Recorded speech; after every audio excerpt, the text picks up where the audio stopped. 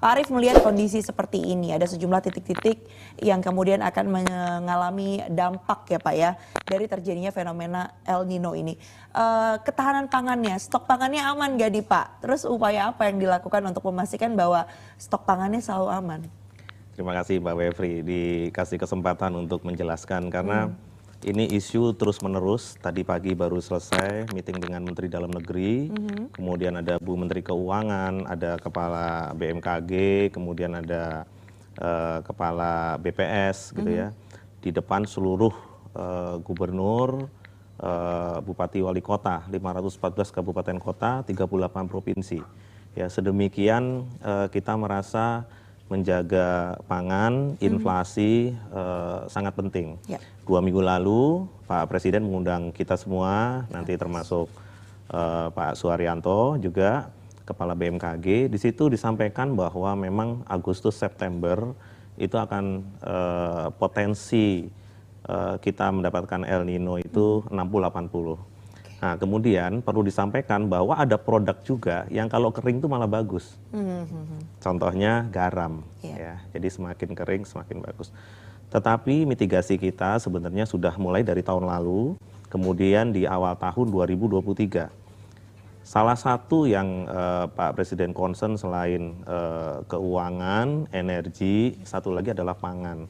Sehingga seminggu sekali tentunya kami harus mengupdate kondisi terakhir. Mengenai stok pangan, yang pertama tadi saya sampaikan bahwa sampai dengan akhir 2023 nanti stok pangan komoditas strategis kita aman. Ya. Yang pertama mengenai beras, beras itu Badan Pangan Nasional sudah menugaskan Bulog untuk menyerap sebanyak 2,4 juta ton. Tahun lalu serapan Bulog hanya 990.000 ton. Tahun ini 2,24 juta ton. Sumbernya kita yang pertama harus mengutamakan produksi dalam negeri. Ya, dalam negeri menjadi prioritas sehingga kita harus jaga harga di tingkat petani supaya baik. Kemudian di hilirnya juga inflasinya terjaga dengan baik karena itu akan berpengaruh kepada daya beli masyarakat. Kemudian yang berikutnya lagi kalau kita lihat cadangan pangan kita terus meningkat. Ya, sebelumnya hanya 200.000, 300.000 ton, 750.000, hari ini sudah 800.000. Perintahnya Pak Presiden dalam 1 bulan ke depan harus di atas 1 juta ton. Kemudian dalam 3 bulan terakhir ya kita juga melakukan bantuan pangan. Jadi bantuan pangan berupa beras itu ada untuk 21,353 juta KPM. Keluarga penerima manfaat, tentunya dari Kemensos datanya diminta diberikan 10 kilo kali 3 bulan. Jadi kita harus ganjel gitu ya, supaya saudara-saudara kita ini yang memerlukan nggak kurang. Nah, atas izin Presiden dalam meeting, dalam ratas ya, rapat terbatas dengan Pak Presiden 2 minggu lalu, kami juga sudah menyiapkan, sudah menugaskan Bulog untuk Oktober, November, dan Desember melakukan hal yang sama. Jadi nanti akan ada alokasi sebanyak 21,3 juta KPM lagi kali 10 kilo. Jadi itu 600.000 ton.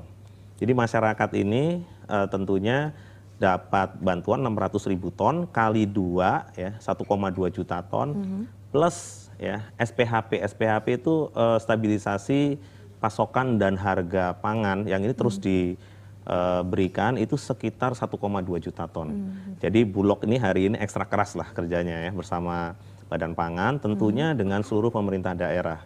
Nah, bagaimana dengan produk-produk yang lain selain beras?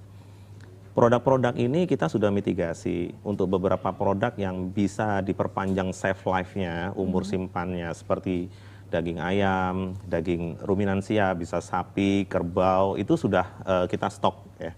Kita stok lebih awal, kemudian menggunakan cold storage, pendingin-pendingin. Nah, di sini kita juga akan pastikan bahwa kebutuhan kita sekitar 700.000 ton itu juga tersecure dengan baik. Ya.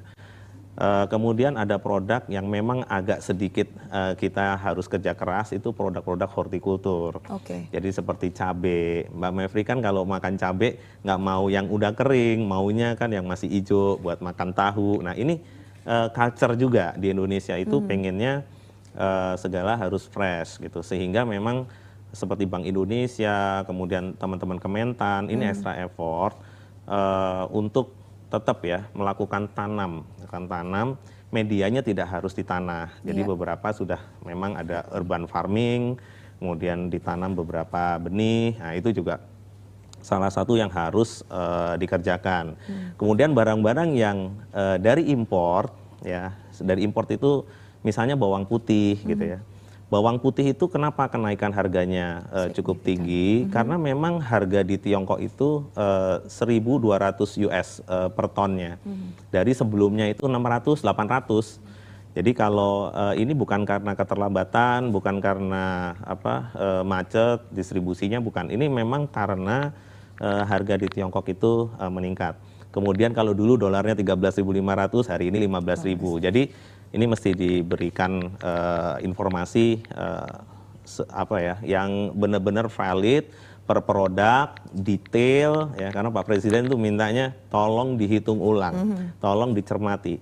Sehingga dalam meeting tadi pagi bersama seluruh pimpinan daerah, setiap kepala daerah itu bertanggung jawab atas pangan di daerah masing-masing. Sedangkan kita semua dari pemerintah pusat juga membantu dalam mendorong kegiatan ini. Sehingga tadi disampaikan Mbak Mevri, gerakan pangan murah ya itu dilakukan setiap saat sekarang.